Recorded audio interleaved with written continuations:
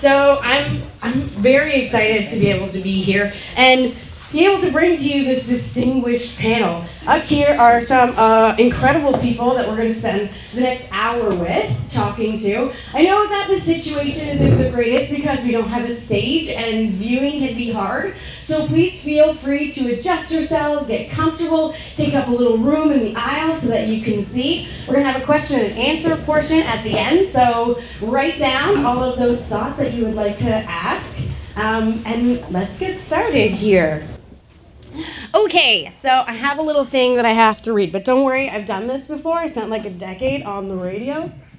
Yeah, I know this is all my mic. This is the mic I'm supposed to pass to them, but it's like been glued to my hand, and so I should wipe it off from the hand sweat before I pass it along, yeah? You can pass us a sweaty mic, it's okay. Larry, you're so generous, thank you. Okay, so we're about to delve into a critical aspect of our climate action efforts. It's the tangible local steps being taken right here in British Columbia. We're really excited to bring this regional panel that will illuminate how organizers and practitioners translating global climate commitments into actionable community-level change, specifically focusing on sustainable buildings and houses, which is something that definitely affects us all. So here we are, talking about the very building blocks of sustainable communities, if you will. And with that, this discussion will unravel why sustainable buildings are not just a nice to have, but a critical climate imperative. We'll explore what truly defines sustainable buildings and, crucially, the practical tools that we have at our disposal to drive building decarbonization. We'll also address the vital connection between these efforts and the pressing issues of housing and energy affordability that many of us face. So our wonderful esteemed panelists are each leaders in their own right. We're going to share some diverse ways that they're driving forward this change. Through powerful advocacy, impactful education, and meaningful public engagement. We'll also candidly discuss the opportunities and challenges that they encounter as they work to shape resilient, climate-friendly communities. So without further ado, we'll stop me talking and get right onto them. Let's get this party started. I've got a whole list of people here that I would like to introduce, starting with Clara right beside me. So Clara Prager is from Women Transforming Cities. There's actually been a couple people that have approached me wanting to talk to her. I do want to let you know that Clara is going to stick around for as long as she can this evening, but we will share with you her contact information because, well, obviously your work is very impactful. And for those who are just learning who Clara is, well, she is absolutely incredible and is also an organizer, an advocate, an intersectional feminist working with Women Transforming Cities. That's a nonprofit that aims to radically shift power and reshape cities for who they're actually built for. So she works alongside equity-deserving communities to demystify, which is one of my favorite words, and influence local governments on issues such as housing affordability, accessible transportation, and gender-based violence. And next to her, we have none other than Kevin Lindsay.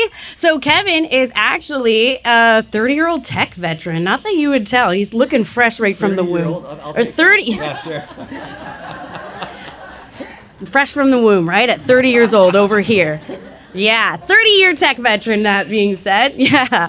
And he's a leadership coach, a consultant, a university lecturer, and most important, he's a climate organizer. He works with us. He's a climate reality leader from the New York training. He also serves as the chair of the Nanaimo Climate Action Hub. So we're keeping it home today with all of our local representatives.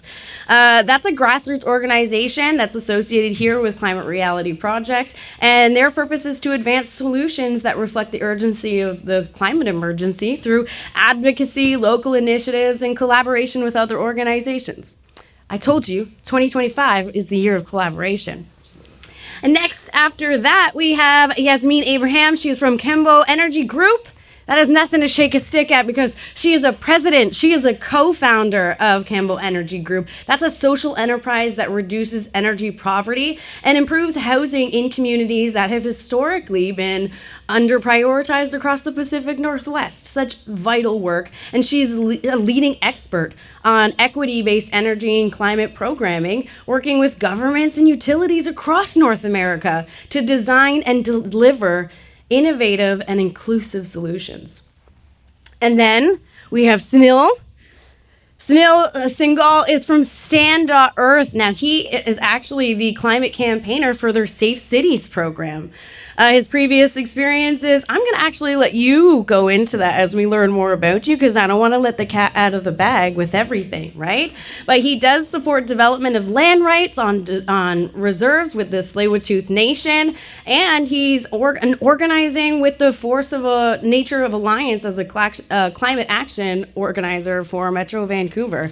Lots of big fish over here. And last but certainly not least, we have, you might actually know her as a former Vancouver City Councillor, but we have Andrea Reimer over here, who is from UBC. She has served 3 terms on council. That's absolutely incredible, where she led the Greenest City Initiative and was instrumental in making Vancouver the first major city in the Americas, in the whole entire Americas, to commit to 100% regional energy. Her current role is actually about teaching about power at UBC, which is incredible. She serves as a lead designer for Simon Fraser University's new Climate Action Certificate program, among many, many other initiatives. So please, before we get started, let's give these esteemed guests a wonderful welcome and a big round of applause.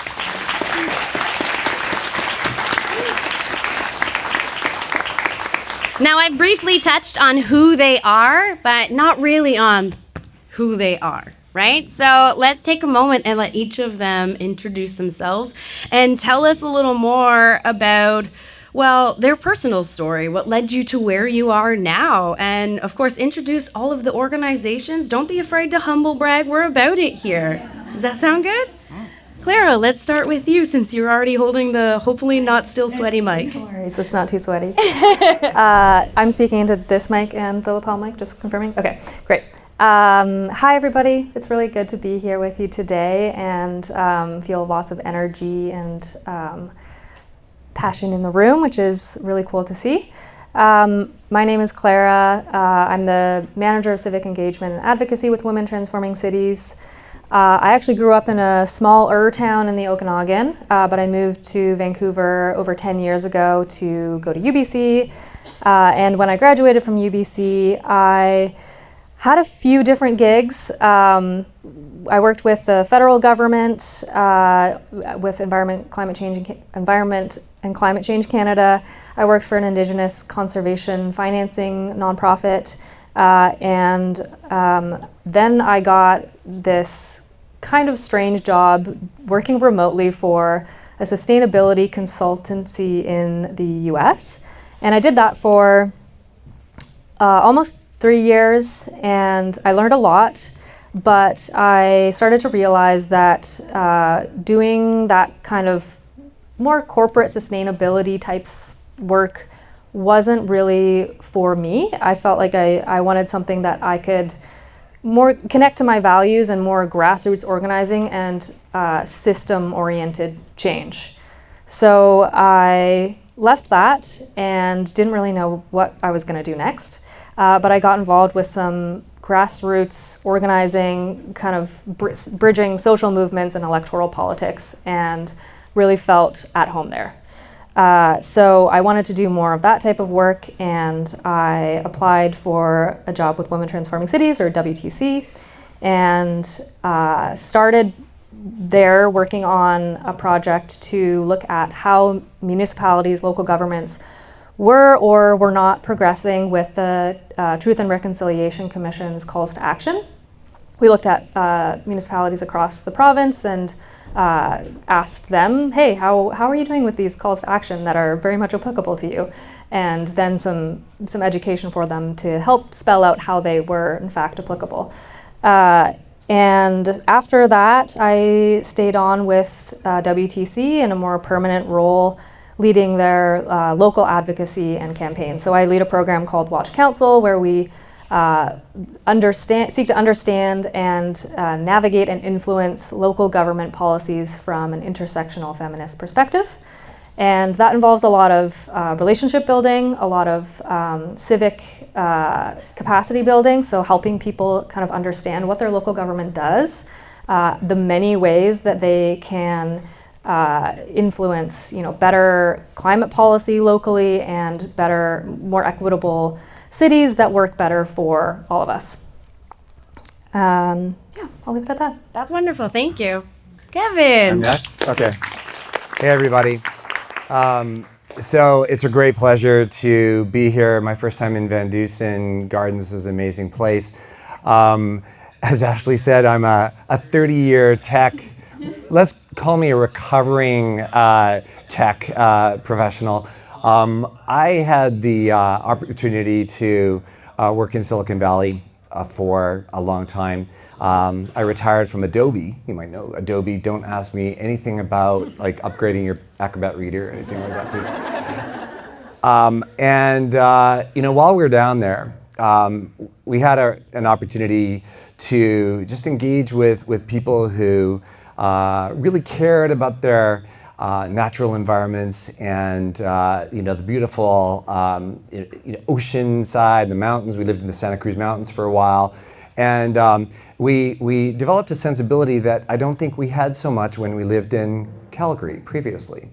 It kind of took moving from Calgary to, I guess, light a fire under our butts and kind of realize kind of what's going on. In fact, my wife Sharon, who's at the back of the room, went to a talk that Al Gore spoke at in San Jose in 2008, came home and said, Kevin, I'm absolutely disgusted and we have to start living differently.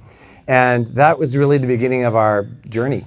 And like a lot of us, we're complicit. We have lives we have to live, kids we're raising, busy stuff going on. So now that I have a little bit of space in my life, I feel like it's time to kind of light a fire under my own butt and do something. So I was really compelled to get involved when we decided to move back to Canada. Thank God we did. A couple of years ago, I found out about the Nanaimo Climate Action Hub and was thrilled that it existed and what was going on with that organization, and jumped into action. Got the opportunity to become chair of the organization last year, and that's why I'm here. We're doing some great stuff, and I think throughout this talk I'll be able to share a little bit more on that. So Wonderful. that's it over to you, Yasmin. Thank you. Thank you. Thanks. Nice to be here. Beautiful location for this event. My name is Yasmin Abraham. I'm president and co-founder of the Kambo Energy Group. I'm going to tell you a little bit about our organization and then back up about my own personal story. Kambo really works at the heart of community, climate, and equity, focusing on communities that have historically been overburdened, under-prioritized, and yet hardest hit by the impacts of the climate crisis. We work with Indigenous communities, newcomers, immigrants, and low-income households, and we do this work across Canada and most recently into the US. All of our work is really community-led, so we start with the needs of the community first and foremost. A lot of times that means not talking about climate. A lot of times that means talking about home comfort, home safety, affordability, education, how to read your energy bills. Our corner of the sector that we work is really around energy, home retrofits, and housing. We hire people from the communities we serve. We're 75% people of color. And our work really focuses on improving housing and reducing energy poverty across Canada and the US. And for folks who might not be familiar with that term, energy poverty, kind of like housing affordability, CMHC says if you spend more than 30% of your income on your housing, it's considered unaffordable. Very similar approach to energy. 2 million Canadians are struggling with energy poverty, so they pay a disproportionate amount of their income on energy. And the challenge when you're in energy poverty is it's not just another bill. What that means is people are heating their homes with ovens, they're unable to heat their children's rooms, they're unable to pay their bills, they're going without groceries, they're going without medication, and there's a lot of physical impacts of living in homes that are cold, either too cold or too hot in the summer. So all of our work is really about making that home better and safer and more affordable for those communities. And I can talk a lot more about the work we do.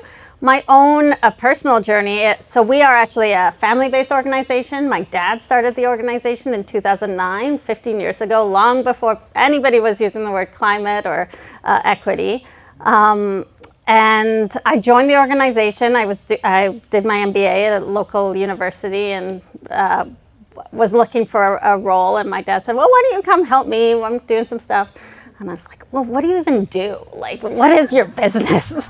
And I really had no idea. I had no idea about energy. I had no idea about energy efficiency or home retrofitting. But I joined the family business and just absolutely fell in love with the work and the mission and supporting justice when it comes to our climate transition. Today, we're 40 people across Canada and into the US and have really created, I think, foundational mark across our communities. We've worked with over 60 First Nations, we've worked with 100,000 BIPOC households, and we've upgraded 7,000 low-income homes. So really making an impact in a way I think is really needed across our country. Wonderful. Thank you so much. And Sunil?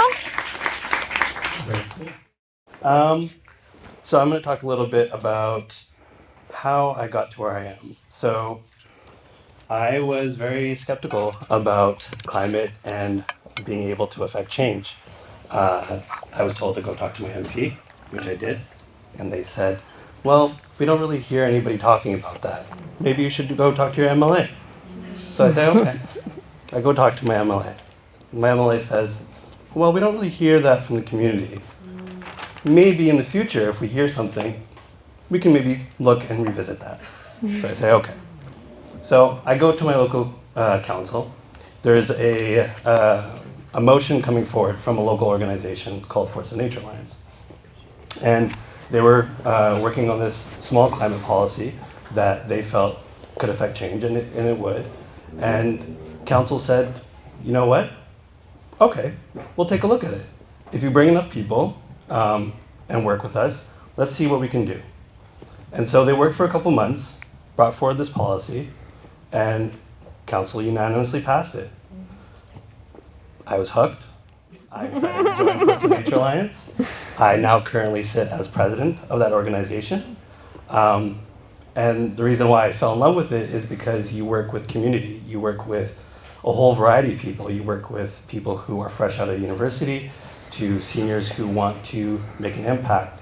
And luckily enough, through Force of Nature, I met an organization called Stand.earth, which now I sit as a climate campaigner to do exactly what I've been doing with Force of Nature, but across the province. So I work with community organizations, builders, physicians, nonprofits, a whole spectrum of people in society to pass ambitious policies like the Zero Carbon Step Code, which I will talk about a little bit later. Sounds wonky, but it's essentially affordable and healthy homes for people. Thank you. And last but certainly not least. Yeah, well, so when I was thinking about this question, I mean, now I'm like thinking about all of your stories, but I was thinking about it earlier today. I was elected to local government for a number of years, as you heard, and this idea that we have a simple story about journey, like you're supposed to like nail it in 30 seconds, 45 seconds, a minute, like here's the simple story of why I'm here, and it's so much more complex than that. And I was thinking about like how to do it in a way that's authentic, because I don't have to do it in 30 seconds here, but also don't have forever. And I was realizing it's really like three eras of understanding of the world that kind of brought me to climate. The first thing, social justice was really like my primary concern and where I put my time and energy into. And I realized that we were going to get, if we were ultimately successful at all of the social justice issues, people living with poverty were still going to be more vulnerable to dirty water, dirty air, bad food, and that environmental issues. This would have been like late 80s. And I mean, nobody was talking about climate then. Nobody, like the main conversation, and I see some of you here from that vintage, you'll remember, was about protecting wilderness. That was kind of the main storyline. And so wilderness preservation is sort of what I threw myself into. And so then I was through my wilderness preservation era in 1995. Very distinctly remember there was a fire, God, it's gonna make me cry just to think about it. A fire in northern Alberta. It was the first time that a fire impacted air quality in a major city in Canada. So this was 30 years ago. I was saying to these guys 30 years ago, and we were like, you know, we spent all this time fighting so hard to draw lines on a map and create a park or protected area, and realizing suddenly this thing called climate change could like just walk right over that border and wipe out all of the gains that we had made through very, very hard work on the ground. And so we put out a paper, back for those of you that are not of that age, before social media, we used to print newspapers and distribute them hand by hand, so we put out this paper about climate change, but thought, you know, this is a theoretical problem in the future, and like probably more importantly, it's someone else's problem. Our job is to protect salmon and orcas and wilderness areas. And then fast forward, last era, 2006, I was executive director of the Wilderness Committee for 10 years, worked there for about 20. And we're working in our top floor Gastown office. There's no heating or cooling in that office. It's over 30 degrees, and for those of you that run businesses, if it's over 32 degrees, you can't legally ask people to work. So I was like, look, we gotta go home. And maybe what we could do, there's a movie theater nearby that has air conditioning, because people are starting to argue and they're getting, like you can see their brains literally frying in the office. So, you know, I'm thinking we're gonna spend the afternoon in a movie theater watching something funny or something action-oriented, but no, we spend the afternoon, we took a boat watching Al Gore's An Inconvenient Truth in the middle of a heat wave. And so, I mean, that was it. That was the moment where we realized this was not a theoretical future problem, and that it couldn't be somebody else's problem. It had to be our problem. And so I've spent, you know, pretty much, I guess, the last 20 years now trying to figure out how to affect change at the scale that we need to, because of this, like, that matches the scale of the problem. And I'll talk about that a bit more. That's beautiful. Thank you so much for sharing all of that with us. Thank you. Oh, just hold it. We'll be passing it back around. You know, I'm going to actually share with you a little bit myself. So my background is in journalism. I was born and raised in Toronto. Had 2 kids very, very young. Many people have asked me how that's possible in this crowd so far. I've actually had to prove them. My first job was in radio at an Indigenous radio station up in Yellowknife. So what happened is, with a 6-month-old, a 1-year-old, a dog, a cat, and a trailer full of everything that we owned, we just drove from Yellowknife, or from Toronto all the way to Yellowknife. I worked there for a couple of years alongside some incredible Indigenous elders, and really got into covering things like all of the environmental stories, like the decline of the Mackenzie River and how that was related to muskrat populations, Site C Dam, right? Like the Wood Buffalo Park and slumping, and covering a lot of these environmental stories. And then I moved to Terrace, BC, became a news director at CFNR. And so if you're like, why do you sound familiar? That's probably why, because you've heard me do a newscast. And then my son at that time was hitting 4. And we were living, this sounds beautiful, on like 10 acres in the middle of nowhere in the mountains, but he was desperate for friends. And so we hightailed it literally coast to coast from Terrace to St. John. And now we live in New Brunswick.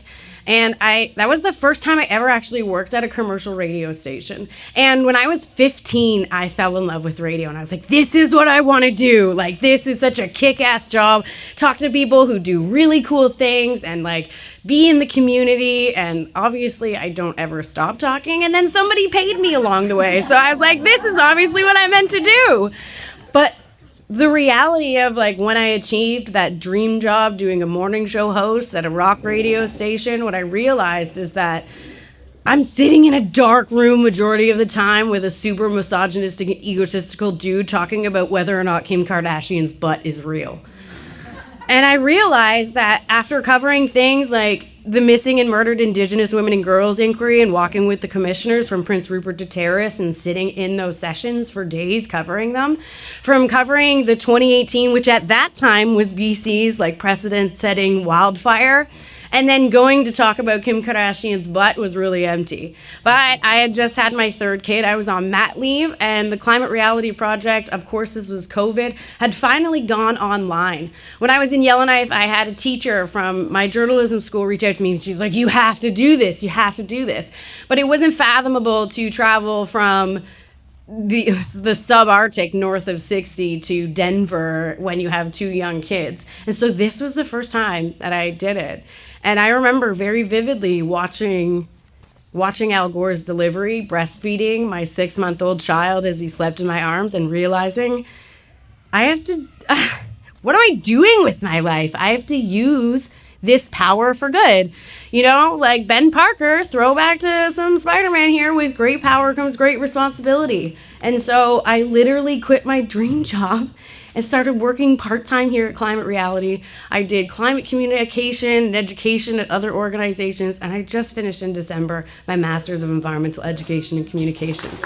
So everybody in this room, if you're wondering what's next for you, where do you navigate, what's that next step forward, it appears you can use all the education and talents that you already have to do good work in your communities. And all of these people are a testament to that. So with that, I would love for them to share some of these incredible initiatives that they have worked on with you to help you see and help you navigate your path forward and how you can be impactful. Because I am a very big believer that all of us in this room, all of us have an intrinsic contribution to give. All of us have an intrinsic value. It's different strokes for different folks here. It's not a one-size-fits-all application. So whatever you're giving is what you are meant to give. And with that, we're going to get into how these people use their incredible talents to figure out their next steps. So I don't want to go in any individual way. I'm not going to sit here and we'll start with who feels like sharing first. And what we're going to talk about is a specific example or initiative or a program or a campaign that you've worked on and how it's related to advancing sustainability, like the buildings, energy efficiency, or addressing energy poverty. But really, how did you come to focus on this and know that that was where you were supposed to go? Oh, sometimes things happen for a reason. Yes, thanks for queuing that up, Ashley. So one of the programs that Kambo runs is called Empower Me. And Empower Me really focuses on engaging and including newcomers and immigrants in our climate and energy and home retrofitting programs. There's lots of great programs and across our country, either from the federal government, from the provincial government. We've got our utilities, heat pumps, windows, insulation, the rest of it. Lots of rebates to do lots of really great things. But if anybody here is an immigrant, my family comes from 6 generations of immigrants, you know that when you come to this country, everything is new. The milk tastes different, the houses are different, the schools are different, the healthcare system is different, absolutely everything is different. And what we saw from our own communities as people of color and immigrants ourselves is that a lot of folks didn't even know where to start. They didn't know what that dial on the wall was to turn, which is the thermostat. They thought they weren't allowed to touch it. And so how are you going to get the 30% of Canadians who are immigrants upgrading to heat pumps, upgrading their insulation, retrofitting their homes, for folks who come to this country and they don't know who their utilities are, they don't know how to read their bill, they don't understand the link between energy and climate and affordability. And so Empower Me is really designed to include those folks. So we hire people from the community, they speak lots of different languages, and they educate and train and bring those folks along into that work, which is fabulous. We've been doing that for the longest running education program in Canada. And that work really set the basis in May 2023 when Vancouver City Council was discussing natural gas in new builds. And at the time, the council basically said that one of the reasons that we cannot ban natural gas is because immigrants use natural gas more, and therefore it's inequitable to ban natural gas. Now, for an organization who is built on immigrants and works with people of color, Our team had a really visceral reaction to this. We're a local organization. It really felt in many ways tokenizing from that council, who had never really seemed to care about equity or these groups before, to use that as a reason and an excuse. And so what we did, because that was not based on any data, I have never seen a report that says that. So what we did is we got a little bit of money from some great people, and we did a report. We did some research. We went out into the community and asked people, how do you prefer to cook? How is your cooking different? If you knew that natural gas had health impacts, would you be open to changing to electric? And guess what? Overwhelmingly, everybody is willing to move to electric when they understand the health impacts. And so that, I think, we kind of just did it off the side of our desk, but was so critical for our own peace of mind. That report's available on our website. But really to start changing that narrative, because when you start to talk about equity and climate, it's a bit of a conversation stopper for folks. When somebody says, oh, it's inequitable to ban natural gas, it's hard for people to respond to that. And that rhetoric is happening not just in Vancouver, it's happening across Canada, and it's happening in the US. And so we wanted to put something out into the world that allowed people to cite it and say, well, actually, is that true? Look, there's this report that says maybe not. So that was, one of our stories that meant a lot to our team and our work, that we hope will have a rippling impact. And talk about barriers when you were doing that report. You said you did it off the side of your desk. It was something you felt like it was very important to contribute. Were there any hurdles that you faced along the way? And can you elaborate on how you worked through those hurdles? Yeah. I would actually say the reason I started with talking about Empower Me is because we had those relationships and engagement with the community. It was really easy for us to pick up the phone and talk to the community. What we really find is when governments or organizations are trying to do quote unquote community engagement, a lot of times it's the first time they've ever walked into a community. They don't know anybody there. And so it's very transactional and extractive to ask people what their, focus groups and surveys. But by having this 10-year relationship with the community, it was very easy for us to just pick up the phone and have some of these conversations. So we were actually in a great place to do that. That's incredible and really wise. Thank you. Oh, who else? Sunil raised his hand next, so he's the one. I just wanted to add a piece to that, which is we, as Stand and community organizations, didn't have necessarily the depth of those relationships or the ability to create a report that Kambo Energy did. But we did have relationships with certain people on council or certain people who could get that message across to council. And so what we did is we used the report that they created to work with community organizations like For Our Kids to have that conversation with certain people on council who brought up those concerns. Another concern that they bring up, for example, is your choice for energy. Well, what about if you are left in the cold? What if you don't have, you have a, what do you call it? A blackout, for example. And turns out you can't use your furnace either, right? And so there's a lot of misinformation out there, but there are a lot of people who work to engage with that misinformation and find the actual answers, like Kambo Energy. And there are people in the community, like builders, for example, that you can work with to get that message across to council. Thank you. Yeah. Oh, well, did you have anything else that you want to add? Some additional tactics to share with the people of how to maybe collaborate effectively, or how you were able to build a relationship with Kambo and then further your own work? Is there anything else that has come from this that you would like to share success-wise as well? Success-wise, I mean, I think every community is different. An example that I can give is Richmond Council. In Richmond, one thing that we found useful was to talk to youth, for example, and I see there's Kathy here who spoke at council. She talked about her own story about why it was important to fight the climate crisis and how it impacted her and her family. Another thing was talking to a realtor. You don't think about realtors, but people on council wanted to know about, well, how does this impact homes, for example, and selling it into the future? So a realtor came out and said, well, actually a lot of people want heat pumps. It provides cooling, which furnaces can't do, right?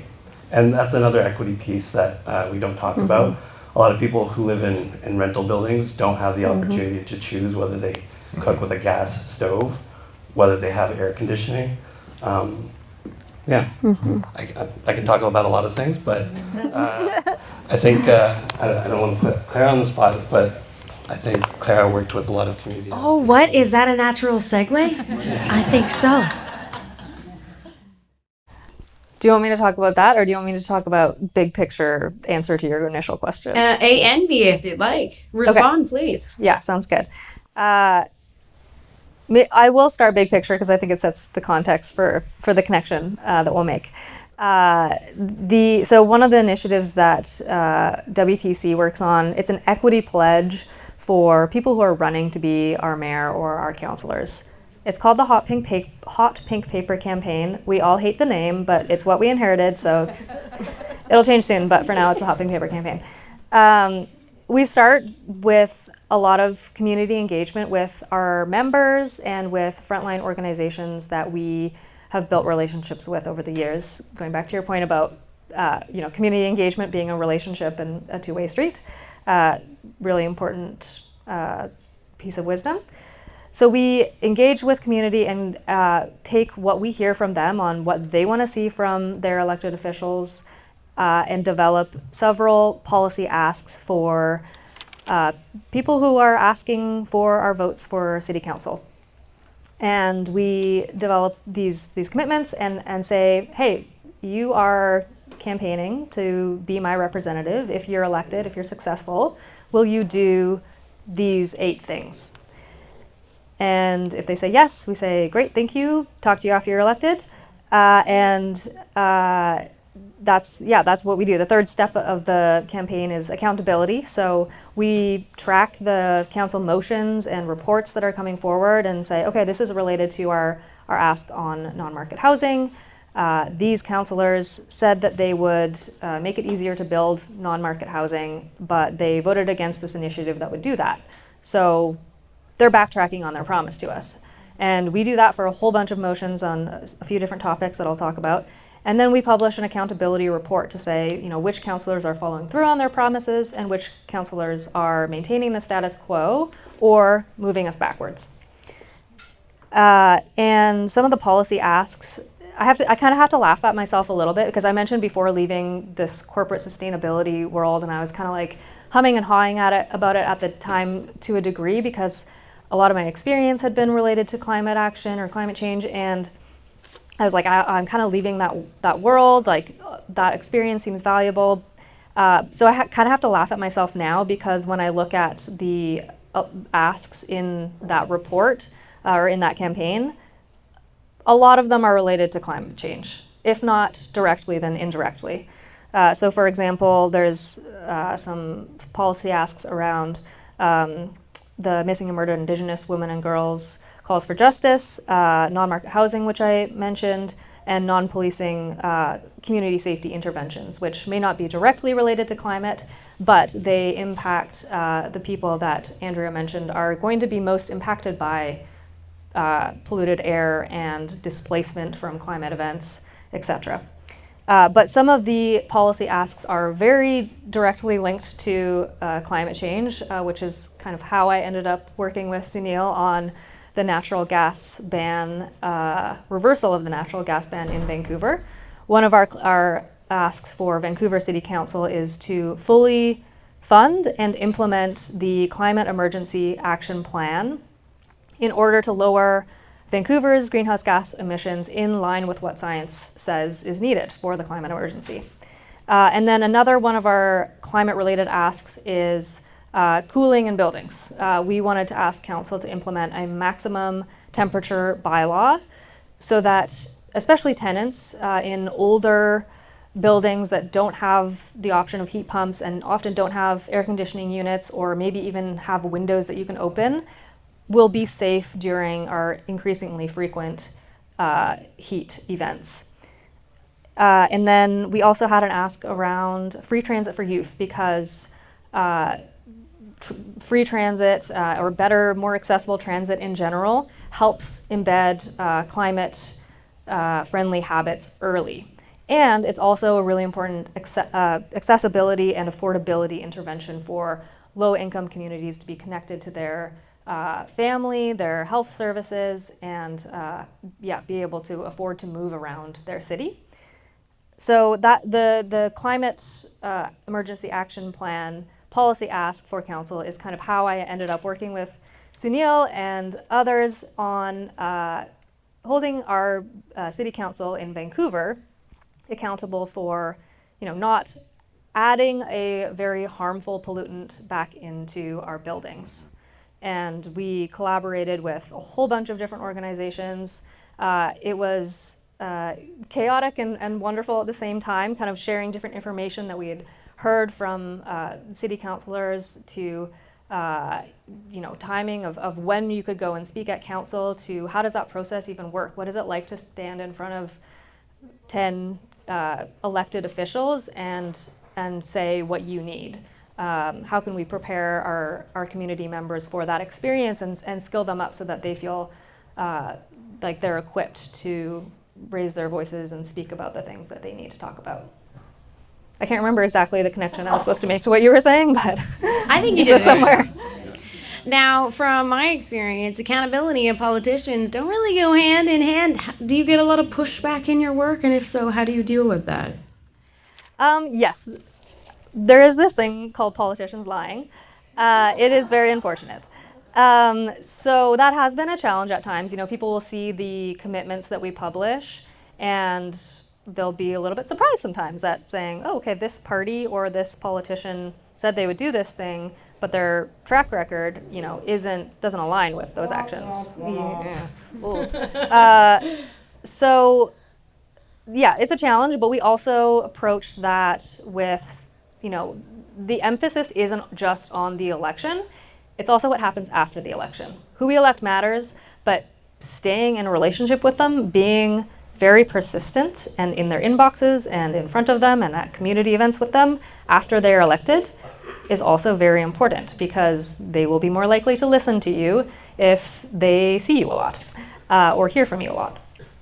And that's kind of part of our whole theory of change too as an organization. Our government systems require input from our community, diverse communities who aren't necessarily always the ones who are able to be elected and around the table. They require input from all of us in order to work better and deliver better solutions. We really emphasize this idea that it's a radical idea that if politicians say something, if they say they are committed to equity, that their words are nice, whatever, but what they do afterwards is actually much more important. Wonderful, thank you. I'm happy to go. Yeah, so on the community engagement front, a theme that we're hearing here, I think that it's that's the critical piece. And so, I just want to say to everyone here first, if you're not part of a hub, or if there isn't a hub where you live, start one. It is a very effective way of getting the community involved and getting shit done. We have seen this happen in Nanaimo really well. We have engaged in audacious and scrappy ways with most of the time no money, no resources, but just will and fortitude. And whether it's, people of a certain age being out there with their walker on Seniors for Climate Day, or young people out there selling lemonade and talking to MPs, it's about getting scrappy and creative and doing what you can. So a couple of things that we are really proud of in Nanaimo, and by the way, our hub membership catchment kind of goes from Ladysmith all the way up to Qualicum Beach, all the way out to Port Alberni, and includes Gabriel Island. So fairly, decent population. But still, we're not Vancouver. We're not, a massive city. So when we managed to get 50 people showing up for the readings of, zero carbon step code, 1, 2, 3, 4 readings and people showing up with signs and crowding. There's no room for these people to sit in council chambers. That's pretty amazing. And it says a lot.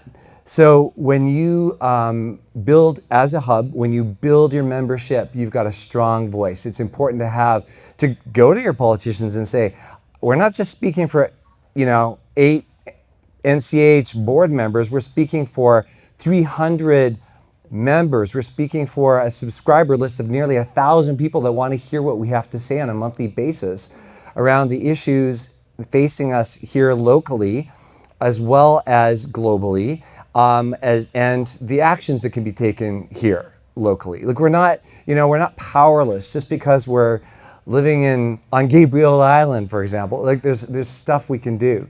And so, we were very, very pleased. Our persistence paid off around zero carbon step code. It went officially into law last July. It's a term that, as you said, Sunil, it's like, it basically means no more heating with this shit that's gonna harm the planet and harm us. And I'm gonna address one of your questions right away. We had pushback all over the place.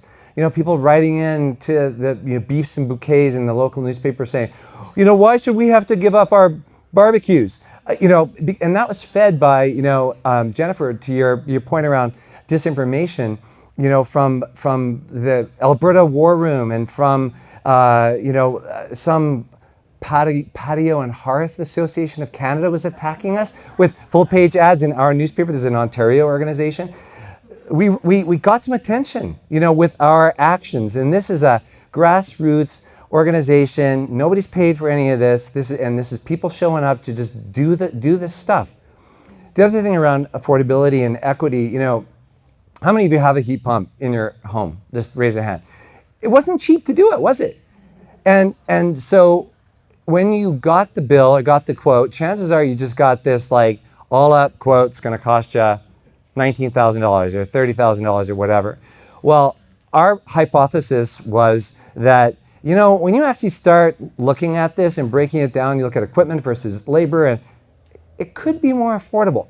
So we embarked on a heat pump affordability campaign at the beginning of 2023, and basically wanted to take this to task. And we found out there were really only 2 providers in Nanaimo that were willing to break it down and say, this is equipment, this is stuff, this is labor.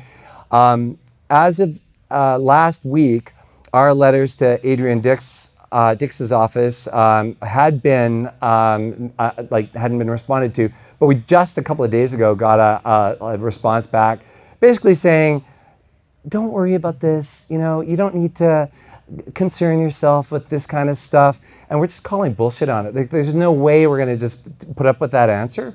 So we're going to continue taking our I Heart Affordable Heat Pump t-shirts to Victoria and to our MP's office, and we're going to stand there until they put them on, and we're going to just keep doing this and just not give up. I mean, that's what we need to do as hubs and as members and as people who are concerned about this, people of all ages and all stripes. So that's what we're up to.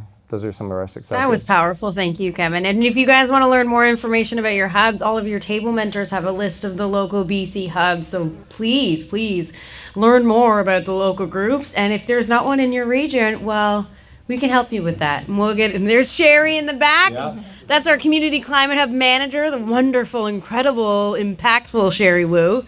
And we'll get into that later to continue to entice you. But... And I have to apologize, it is sweaty. I do have my sweat on it now. Where's it going? Yeah. All right. Well, so I've been sitting here going back and forth on what I might talk about. As some of you know, I was elected to office and I've just been labeled a liar as a result of that. So I'm like, I don't know what to do here. And I also think the strategy of getting elected is not going to work for everyone, right? It was... I think what I'm going to do is juxtapose the 2 different pathways I took when I was elected. First off, I'm going to say, although my name was on a ballot, I didn't really mean to get elected the first time I ran. I ran the campaign for the Green Party provincially in 2001, largely motivated by issues of forest conservation and Indigenous justice and social justice. And then I saw that the Green Party at that time, and I would say it's still true today, was very attached to the idea of being right about things and not as attached to the idea of working with the community to support what it was right about. And so like basically the difference between expert and organizer. And I'm very much an organizer. So we had the 2001 provincial election, then we had the 2002, sounds like ancient history, civic election. And I was like, okay, well, so we're gonna go knock doors, radical concept at the time for the Green Party. We're gonna record how people say they're voting, huge debates about invasion of privacy and blah, blah, blah. And we're gonna try and pull them to the polls. And then we didn't have anyone to run for school board, and I ran and got elected. I was the only one who got elected, and became the first person in Canada elected and serving as a Green Party person on the Vancouver school board. So had no support, had no idea, like hadn't really intended to be there. I just wanted to prove that knocking on doors worked. Turns out I did that. And so I had a young child at home as well. I was like 28, 29, like was running a large organization. Anyway, it was a lot to deal with. And also there were 9 of us, 7 with a left-leaning party COPE, myself with the Green Party, and then a guy who I don't even want to try and explain, who is quite conservative. He once, when we were talking about LGBTQ youth, he called the Q questioning or questionable youth. And I was like, that wasn't really a slip, was it, John? Anyway. So what I learned from that exercise was I could do pilots. It was very hard for me to get enough votes to like have durable policy because the other party, COPE, didn't want me to get credit for that. They didn't want to see the Green Party rise, but they were okay with pilots. And so I had all these pilots. And then I left office in 2005 and watched a new government come in and take it and just rip it out because it had no durability. It had no deep roots. And so when I ran for council, which again was an accident, just a little tip, when I did feel like we needed a mayor. As you can see right now, if you live in Vancouver, mayors matter. It offends my anarchist soul, but leadership matters. And if the leader is anti-climate action, it is an anti-climate action government. And so I worked with other people to recruit Gregor, and it was like, okay, he's gonna do it, it's gonna be great. I'll just get back to my other work. I made the mistake of saying, if you need any help with anything, just let me know. Anyway, and then he's like, yeah, it was a very slippery slope that led to 3 terms on council and a lot of late nights of work. But what I was very focused on was building, so if you think of those pilots as sort of grass, that sort of, you can see a lot of things above the ground, but there's no real root structure. I was very focused on building and growing trees when I was on council. I was willing to suffer a lot of public criticism around policy and timelines and people being like, you said, no. I was like, we are growing an infrastructure on Greenest City and Renewable City so that when there is a change of office, it's very difficult to take out. And indeed, it took, 6 years for someone to have a reasonable crack at it. And I can get into some of the reasons that was possible in the next section. But to say, my real, and you do, we need, it's not just about electing someone and then getting on with your life, right? We need that for policy to be durable. Movements that support that policy also need to be durable. It doesn't mean each of you need to show up every day, but you need to keep building that movement so that that durability of policy can be not just maintained, but actually grown, that we're on a mission and we need to get there together as a group. And you've explained a little about your background, a little about the work that you've done, all of it that you've achieved. Let's talk a little about endurance here. I think, everybody's like, give us some tricks of how you did it. But really give us a bit of insight of how you keep showing up and how you keep being able to come back even when you know that it's late nights and it's hard work and it's pushback and it's 2 steps forward, 1 step back sometimes. What's the endurance there? Yeah, well, like you, I do like to talk a bit. The weirdest thing to me was that I was elected with 10 other people. And one day I realized I was the only natural extrovert. I'm like, this must be killing them to be in a job that's primarily about talking to people or them talking to you all day. But I would leave council meetings and go out to events, like leave council meetings at 11 or 12 at night and go to events that were still happening, because that's where my energy came from, was to see all of you gathered in community, fighting so hard, dreaming so hard, connecting, pushing yourself out of your comfort zone, going and doing things you never thought you would do, just on that like small hope that somehow that would be the like plug and socket moment where something would change in the world, right? As you heard in the intro, I teach about power literacy now, and one of the quotes I've come across in doing that is from a woman named Alicia Garza, who she was the first person to tweet Black Lives Matter as a hashtag. She has a great book called The Purpose of Power. Anyway, her quote is that hope is not the absence of despair, it's the presence of purpose. And so this idea that we can despair about the world, but it's the purpose and the way we're connecting to purpose, and especially how we're connecting with others around purpose, that propels you through the difficult times. Oh, that one was a good one. Thank you so much for that. Really, truly, deeply, that was beautiful. Thank you. Now, our next question. What's next? Where do we need to go from here? Where are you going from here? Well, I can just, You already have it, I please. keep going last, so I'll go That first. was my suggestion as well. Perfect. Perfect. So I said I would talk a bit more about some of the, like where I saw some of the challenges. So I decided after I left office, so basically Trump got elected in 2016. I have a very strong belief in democracy as the thing that will get us out of the troubles we're in. The idea that maybe in fact it's just a route to a populist hellscape was very shaking. It shook me very hard that was a possible outcome of this thing. So I decided that being in the middle of this thing called government, I needed to get out. And it'd been 4 terms. I mean, it was more than enough time to sit.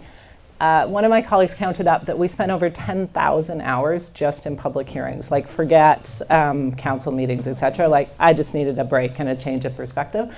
Got a fellowship to Harvard, which was very unexpected because I didn't do that. That's my one schooling time, was a year at Harvard, and was able to put that into really reflecting on what worked and what didn't work. And so that's what led me down this pathway to power literacy. That Trump, I mean, you can say what you would like about him, and I'd be happy to listen to it. I feel like that's all we do these days is talk about that.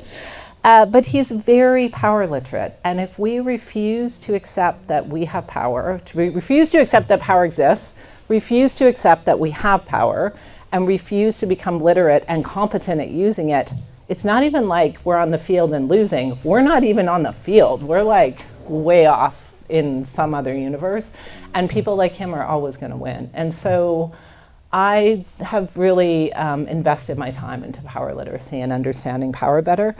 One of the things I would say that comes along with that is understanding brain wiring. When we talk about climate emergencies and going to war on climate or setting up a ministry of climate war or whatever Seth Klein's idea is, we are sending people's parasympathetic nervous systems into shock, and they do not, they can bring it up for a minute, but it kind of crashes, right? You can only be at war for so long before you just like, the trauma of it is not, it's not motivating. And so when the work in Vancouver changed from being on a mission, being the greenest city in the world, to dealing with a crisis, a climate emergency framing, it lost that durable movement behind it. It lost the energy of a durable movement. So my main advice to you, and what I've really been trying to work with people on, is really thinking about the mission. Like, go to the moon. What is it? Like, what's the North Star? What's the when we were talking about hope, the presence of purpose, what is your purpose? It's not to go to war. It's not to stop an emergency. You want to do that because you want to go somewhere bigger than that. And so really trying to help people have the tools that they need to be able to do that. Beautiful. Thank you so much. Thank you so much. Sunil, what about you? What is next for you? What's next for the work ahead? Still sweaty. We all have sweaty hands. What's next? Well, I think it's always finding ways of how to support community in the work that I do. And a lot of people sometimes wonder, well, what does that mean? What can I do? As an example, when Clara was talking about in Vancouver and how it went over 2 days, a lot of people work and can't show up at council, stay all day until it's their turn to talk. So you have someone say, hey, I have time, I can text you when it's your turn. Simple as that. It's just a simple text. It could be writing a letter to your counselor.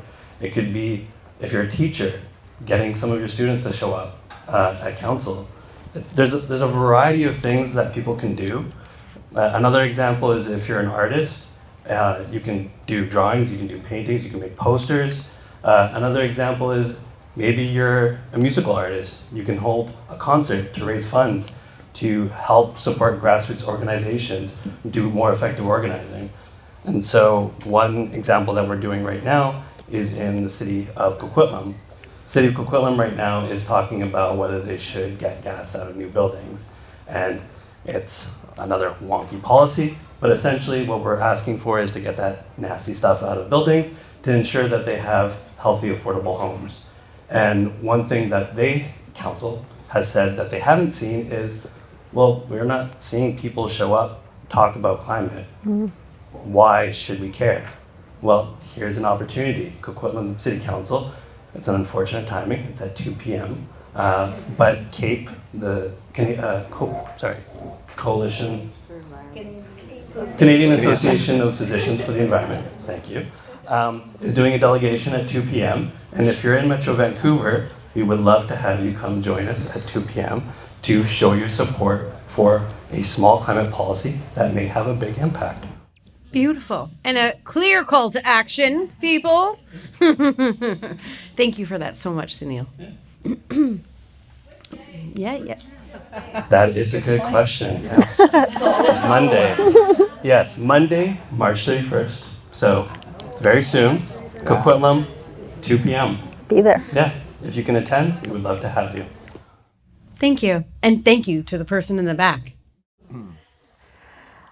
What's next for us? Really two areas of focus. One is around scaling our community-led impact. Andrea talked about pilots. We kind of talk about death by 1,000 pilots in our sector.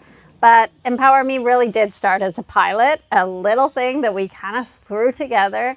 And 12 years later, we're the longest running program in the country. And I think what we have seen is that we built a scalable solution. The Indigenous communities that we work with, they don't have an energy efficiency crisis, which is what a lot of retrofit programs focus on. They have a housing crisis. And so for us, it's really about improving housing and sneaking in some efficiency and sneaking in some climate protective technologies, but it's really about approaching communities with their needs, which is housing, which is education, which is capacity building. So it's about scaling it across the country for us. The second thing is around including things like cooling. Talked about the heat dome. Transportation is, I think, the next frontier for us. How do we make sure that transportation, electric vehicles the benefits of those aren't just seen by the very rich? How do we make sure that the benefits and the clean air that comes with electric transportation is felt in the downtown east side, in the places where urban schools are? And then also, I'm on a mission this year to increase the diversity of our sector. I want the rooms of energy conferences to look like what it looks like when I walk down the street, because I do not believe it's a coincidence that underserved Black, Brown, Indigenous people aren't included in our programming when they're not included in those rooms. We need more representation in those rooms so that solutions and programs are designed with diversity of perspective. That's beautiful. That's beautiful.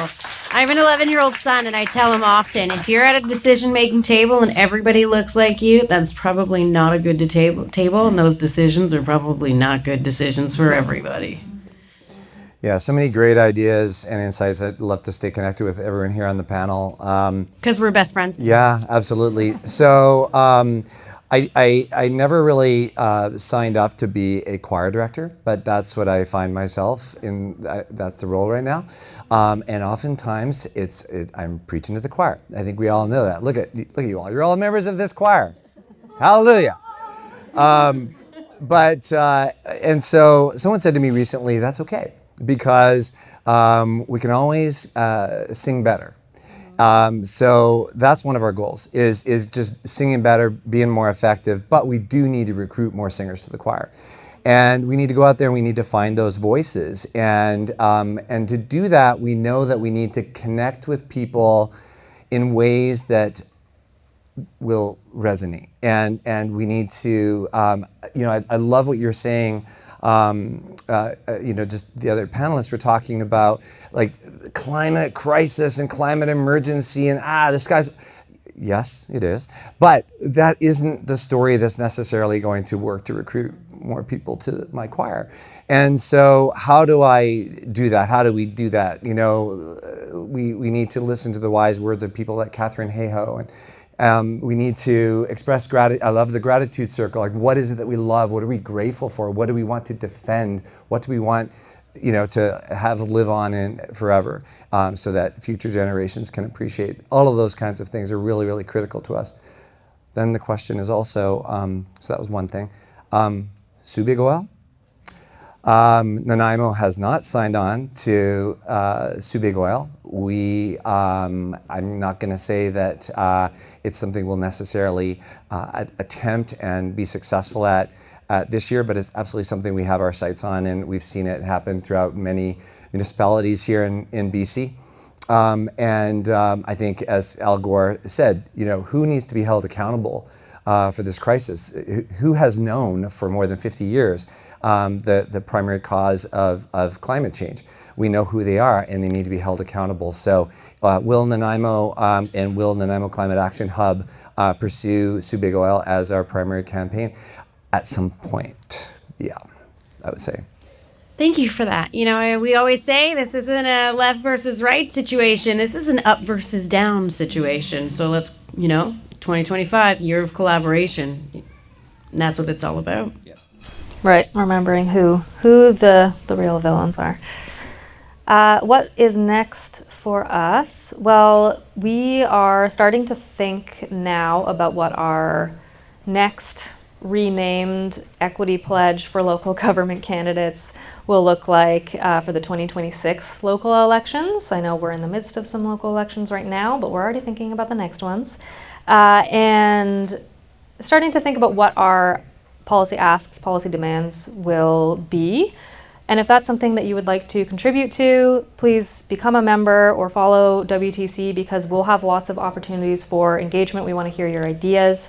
And we try to have a diversity of asks too, some that are brand new, really pushing the envelope of what we can do, and then some that are maintaining good work that is happening, kind of going back to what Andrea was saying about roots. Some things that we know are already in the pipeline, maybe a bad metaphor, already in process, and they're going to be coming back to council, and we know we're really going to need to protect those policies from being removed. So we'd love to work with different organizations that you're involved with on that.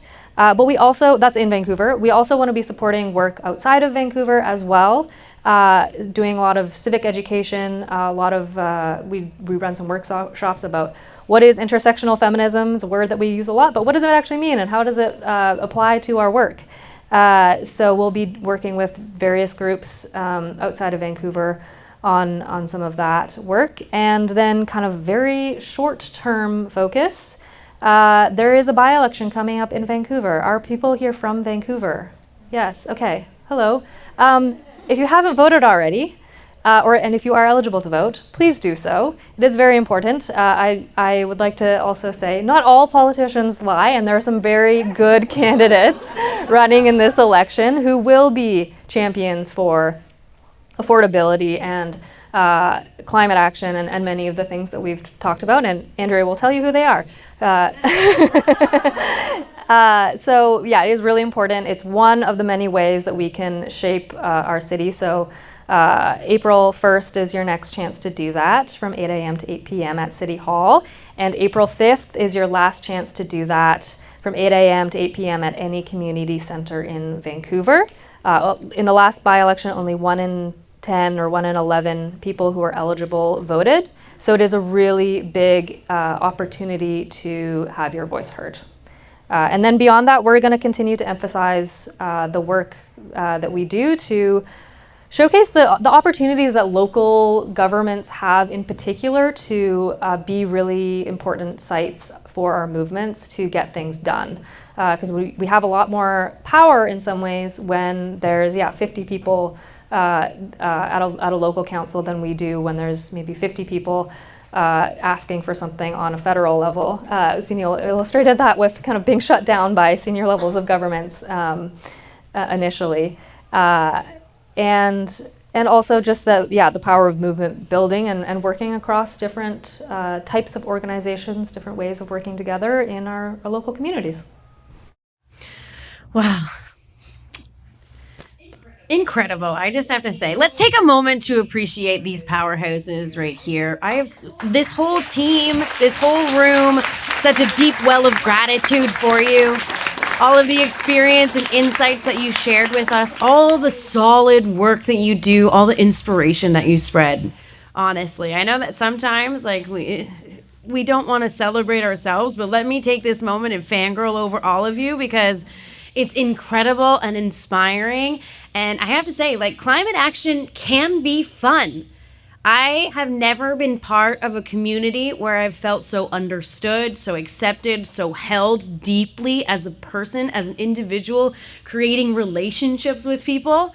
And it just goes to show that you can achieve some incredible things when we work together and when we just persevere. Even though we think we can't do it, like that little choo-choo train, I think I can, I think I can, I think I can. And then eventually we get up the hill.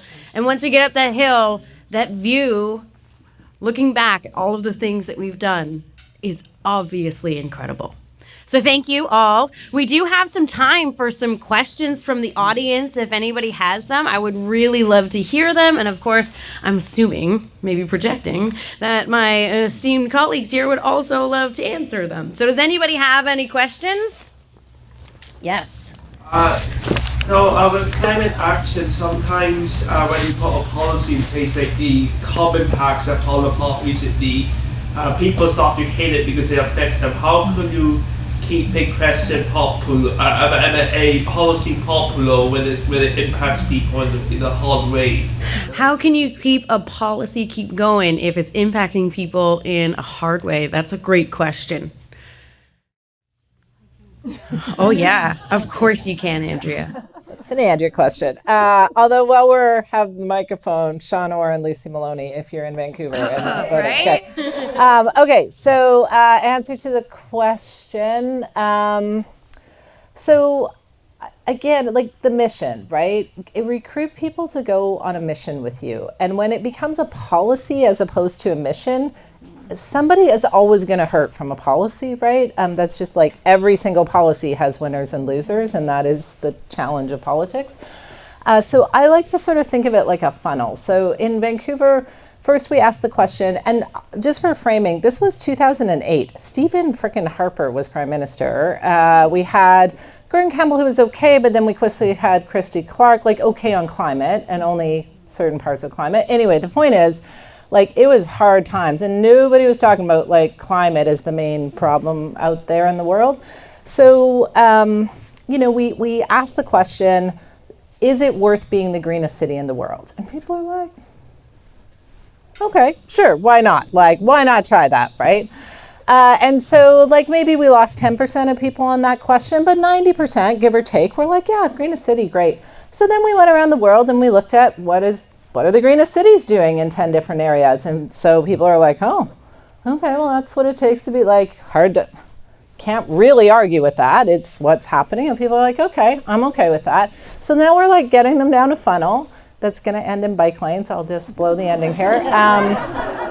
And so then the next question is, if that's what it takes to be the greenest city in the world, if we have to achieve X amount of cuts in carbon emissions, or we need to use this much less waste, get some experts in the room and be like, what are the 8 options or 10 options or 12 options we have to get there? And that's what you take out to public consultation. So you're enlisting people in the process, not of like, this should we be this is a fair public policy question. Like, what is this is not a fair question. People don't know what the greenest city in the world is or isn't. And then asking them to make values choices about that. You're getting their buy-in all the way. So greenest city, when we did it, it still is the largest single public engagement that the city has ever done. At the end of it, we had reached almost 500,000 people. I mean, presumably lots of non-Vancouverites, because the population of Vancouver at the time was 603,000, and I'm pretty, anyway, that's okay. But the point is, like, so then the next election in 2011, so this was 2008, and the plan came out in 2011. That was that, you know, patience, so we'll get there, we'll build a plan. The next election, the party that was against Greenest City ran entirely against Greenest City. That was their only real substantial platform. What they were really running against was 500,000 people who'd been involved in building Greenest City, right? And so the time and energy, they lost badly. We won every seat. Had we have contested every seat, we would have won them all, but we didn't for, anyway, that's a whole other panel somewhere. But the point is like, you have to take the time to go slow and build that. The other thing we did do, and I would say this to all of you as activists, is we had this other stream called Quick Starts, where because we couldn't just plan for 3 years. So we had this idea that you could do these pilots, right? And sort of get things going and see how they went. So things like bike share and the community gardens, the explosion in community gardens, the community farms that happened, those were all part of that Quick Start program that happened. But the durability comes from people believing the policy is part of a greater mission, and they themselves help choose the policies that are going to get you to the mission. Thank you. Thank you. Another question. Yes, in the back. I'd love to hear your thoughts on the federal election and the best ways to support climate, especially in the context of misinformation. Oh, that's a question on the federal election and the best way to support climate with all of the barrage of misinformation. Thank you. That's a good one. Anybody want to take a shot at that one? Absolutely not. Yeah. No way. I mean, I have very particular opinions about this particular federal election that may not land particularly well in this context. I just think, to my point about democracy earlier, if we descend into fascism, we're not even getting together in rooms like this anymore. We're fighting for our lives. So vote to stop that, and then let's talk about climate, would be my short answer. Could I take the mic, actually? Yeah. Just real quick. Just quick. I was kidding. But your answer is amazing. You know, EB talks about, and now this phrase seems to be catching on all over the place, kitchen table issues. And I think that what I'm noticing with the provincial election now, with the federal election, is this idea of someone is telling us how we're supposed to think. These are the kitchen table issues. So climate is not going to show up in this election. I don't think it's going to show up. We're not going to hear about it. Just like in the US election, it didn't show up whatsoever.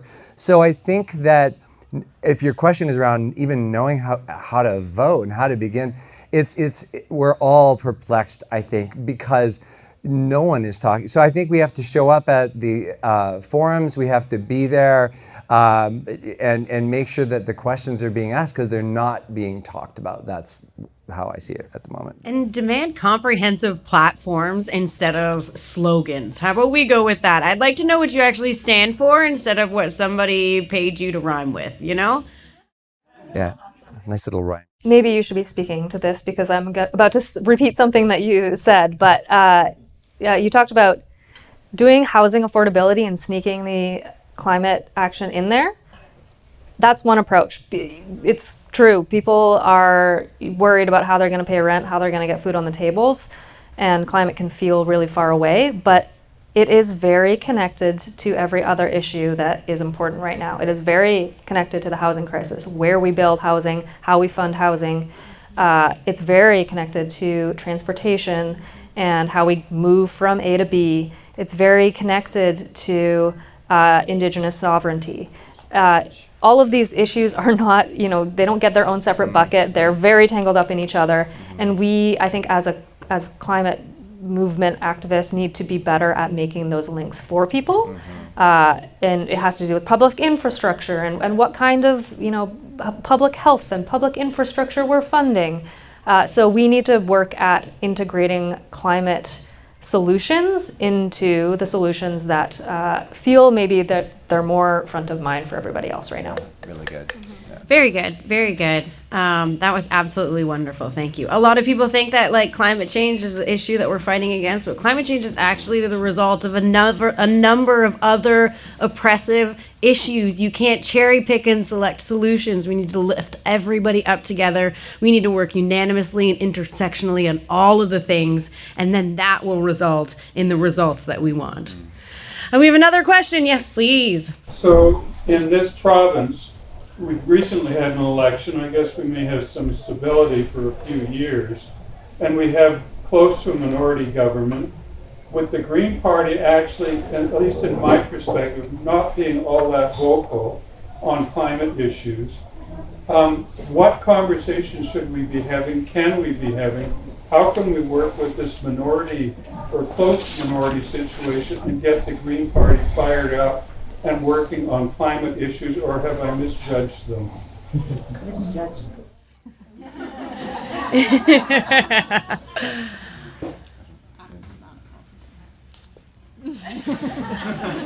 She's she's an extrovert, so this is her shining.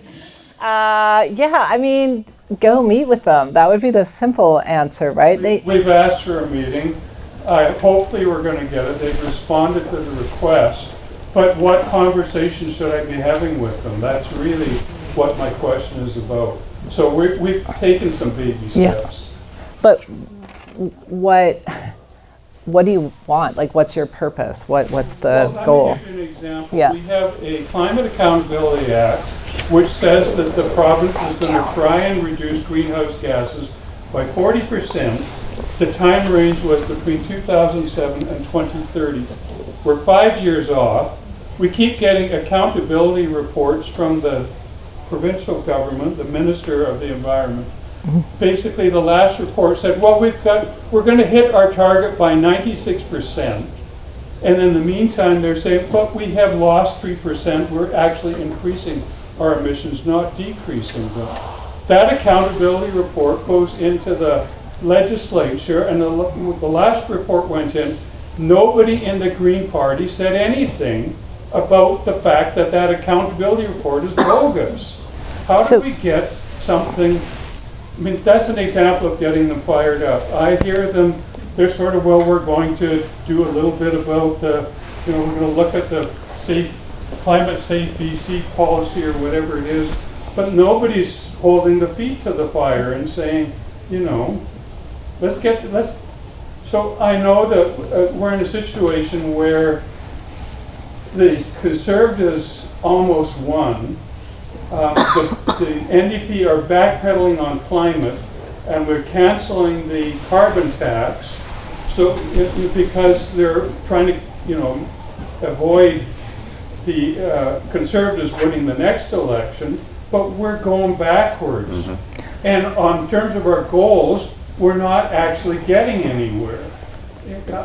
So you've been talking for close to 4 minutes, and I still don't know what you want. And it's not meant to call you out, but elected officials, to give you an example, I would meet with 15 to 20 people a day, back to back to back to back, often did not eat, did not go to bathroom.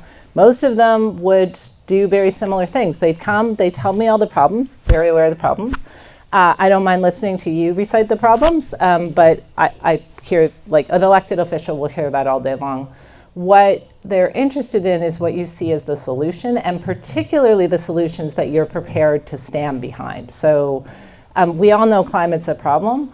Are we prepared to support a carbon tax? Are we prepared to go out in the newspaper or in the social media or on TV or on the streets and say we are willing to pay more money for this?